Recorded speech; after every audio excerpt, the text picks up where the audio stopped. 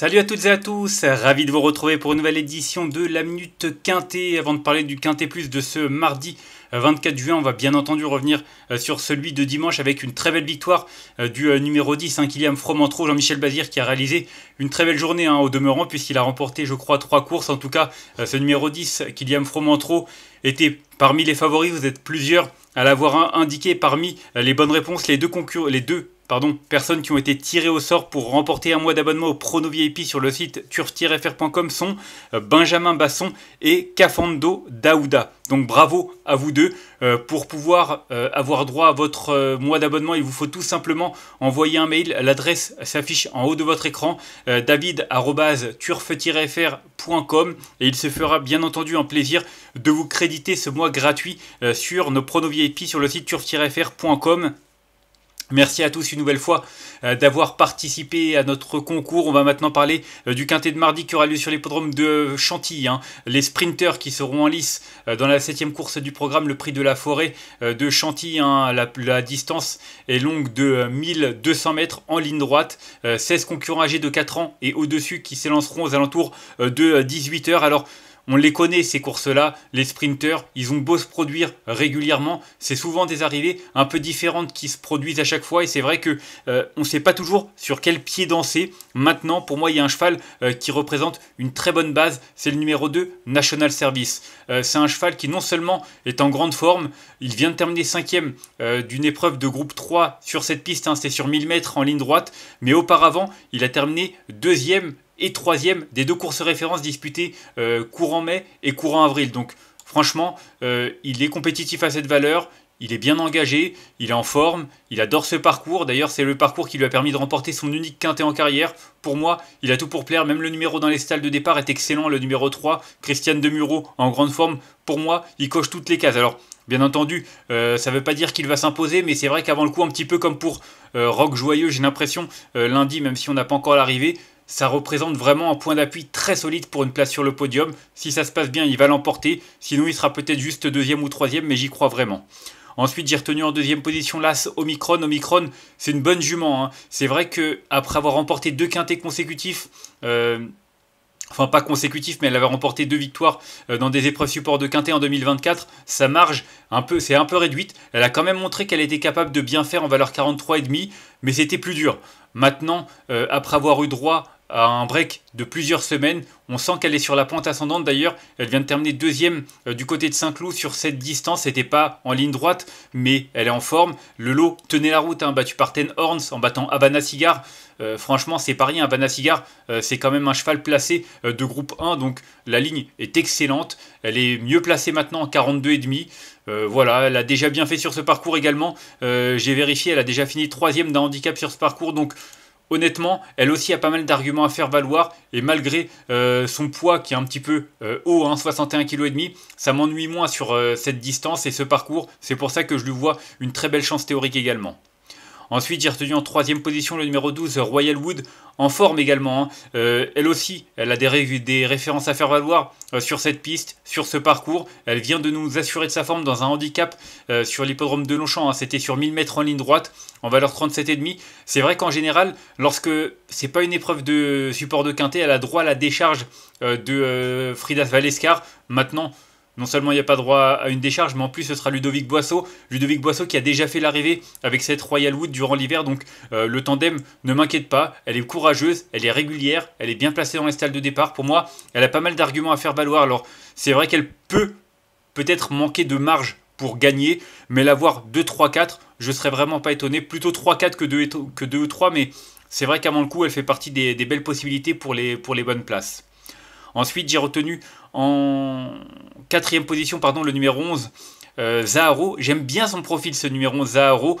C'est un cheval qui a peu d'expérience. Il n'a couru que 5 fois. Maintenant, il a quand même couru une seule fois handicap pour une 5e place. C'était à la Teste, lors de sa 2e course, après une longue absence. C'est un cheval qui avait vraiment montré de la qualité l'année dernière à l'âge de 3 ans. Comme je l'ai dit, il a été longtemps écarté des pistes. Ces 3 tentatives en tout cas, montrent qu'il est quand même sur la bonne voie. Il est pris à une valeur un peu plus avantageuse désormais. On fait appel à Maxime Guyon. Et puis Mauricio Delcher Sanchez, c'est un homme qui est habile. Je ne serais pas étonné qu'il ait visé cette course. En général, il se débrouille bien dans ce type de confrontation. Et je trouve qu'en bas de tableau, milieu bas de tableau comme ça, à cette valeur avec Maxime Guyon, il a tout pour plaire. Et c'est vraiment un outsider très séduisant. Ensuite, j'ai retenu en 5e position le numéro 16, Brother of Lilies. On le connaît bien maintenant, hein, c'est un superbe finisseur, ce Brother of Lilies. C'est un poulain qui commence à avoir un peu d'expérience. Il a couru 9 épreuves support de quintet. Il a maintenant l'habitude également de courir avec ses aînés. Lui aussi a couru les 2 épreuves référence. Même 3, hein, il y en a une à Fontainebleau, mais les 2 épreuves références qui ont eu lieu sur ce cadre, elles ne sont qu'au nombre de 2. Il avait terminé 16e, de manière très décevante d'ailleurs, en avril. Mais dernièrement, c'était bien mieux, début mai, où il avait terminé 5e à l'issue d'un parcours, d'une bonne fin de course, pardon, je vais y arriver. En tout cas, il est bien placé au poids, en bas de tableau. C'est un cheval qui attire un bon numéro dans les stalles de départ. Donc voilà, je pense que s'il a le parcours qu'il faut et qu'il trouve l'ouverture au bon moment, il est capable, même pourquoi pas, de lutter pour une place sur le podium. Je vous l'ai dit, en général, ça se joue pas à grand chose ce genre de compétition. Mais vu qu'il a besoin de courir caché, d'attendre le plus longtemps possible, je me dis qu'il peut être un petit peu malchanceux. C'est pour ça que je le retiens seulement en 5e position. Mais comme je l'ai dit, le voir sur le podium n'aurait rien d'étonnant. Ensuite, j'ai retenu en 6e position le numéro 14, hein, Daiki Berry, qui revient bien. Hein. C'est une pouliche qui a eu besoin de 2-3 courses pour retrouver ses moyens. Dernièrement, alors c'était à Durtal, c'était pas forcément un lot extraordinaire, mais cette course a eu le mérite de lui ouvrir un petit peu les poumons en vue de cette épreuve. Désormais, elle est bien mieux placée sur l'échelle des valeurs. D'ailleurs, la dernière fois qu'elle a gagné, c'était un handicap en valeur 37,5. Là, elle est en 37, associée à Michael Barzalona, numéro 1 dans les stalles de départ. Pareil, hein, Mauricio Garnurio, un petit peu comme pour Mauricio Delcher Sanchez. Je trouve que dans cette catégorie, ils se débrouillent plutôt bien avec leurs représentants. Donc attention, je pense vraiment qu'en bas de tableau, c'est une candidature qui mérite un certain crédit. Ensuite, en 7e position, j'ai retenu le numéro 4, Wild West, qui a déçu hein, dans la course référence disputée le 6 mai. Maintenant, il avait prouvé, après sa victoire dans un quintet à Fontainebleau en mars, qu'il avait encore de la marge. Il avait terminé 4e de l'épreuve clé disputée mi-avril.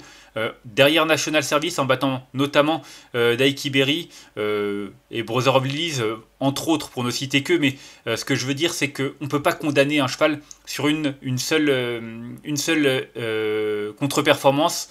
C'est un cheval qui aime bien courir sur sa fraîcheur. Il l'a prouvé lors de sa rentrée à Fontainebleau en début mars.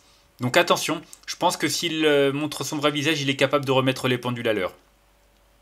Et enfin en 8e position, j'ai retenu le 5 Major Hawk qui semble être un petit peu mieux hein, maintenant. C'est vrai qu'il a couru 4 fois cette année. Il a eu droit à un petit break entre sa première tentative de l'année et les 3 suivantes. Mais il est désormais pris en valeur 40. Il a fait l'arrivée en 41,5. Donc je trouve qu'il est bien placé sur l'échelle des valeurs. Le numéro dans les stalles de départ est assez correct. Attention, il a déjà bien fait en ligne droite. Et je pense vraiment que c'est un cheval dont il faut se méfier. Il avait même remporté un quintet en ligne droite à Deauville l'été dernier en 37,5. Donc voilà, peut-être qu'il n'a pas suffisamment de marge pour jouer une place sur le podium. Mais pour une 4-5e place, il fait largement partie des possibilités. Et enfin, en cas de non partant, j'avais plusieurs choix et j'ai quand même retenu le numéro 3, Ozan. C'est un coup de cœur. Je le suis tout le temps, ce Ozan. Et c'est vrai que sa situation pondérale, elle est favorable. En plus, il a été encore baissé d'1 kilo. C'est quand même un cheval qui avait remporté un quintet l'été dernier en valeur 42. Là, il est descendu en 41,5. Bien entendu, il a besoin de rassurer, la valeur théorique ne fait pas tout, mais il a quand même déjà bien fait sur cette piste, sur ce parcours par le passé. Donc voilà, il a même remporté un quintet en 2023 sur ce parcours en remontant les performances, mais voilà, il faut faire des choix, ce sera juste un regret de ma part, il peut refaire surface, mais si c'est le cas, ce sera juste malheureusement sans moi, même si ça reste un regret. On va faire un petit récapitulatif de ma sélection avec le 2 que j'ai retenu devant l'As, le 12, le 11, le 16, le 14, le 4 et le numéro 5. Et en cas de non partant, le numéro 3. En conseil de jeu, comme je le dis, le numéro 2, pour moi, c'est une base intégrale. National Service, Pour moi, il coche toutes les cases et c'est vrai qu'avant le coup, je serais vraiment très déçu, comme je l'ai dit, qu'il ne soit pas sur le podium et même qu'il gagne.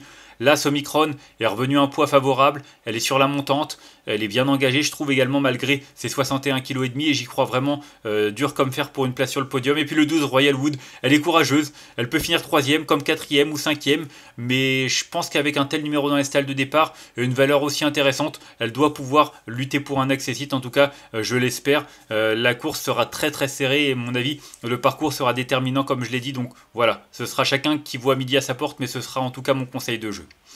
On va se quitter là-dessus. Moi, je vous remercie d'avoir suivi cette nouvelle édition de la Minute Quintée. Si vous avez aimé cette vidéo, n'hésitez pas à la liker, à la partager ou encore à vous abonner à notre chaîne YouTube en cochant la petite cloche pour être au courant des prochaines vidéos. On se retrouvera demain. Ce sera du côté de Vire, un quintet délocalisé pour les trotteurs. D'ici là, je vous souhaite une excellente journée et de bons jeux à tous. Bye bye.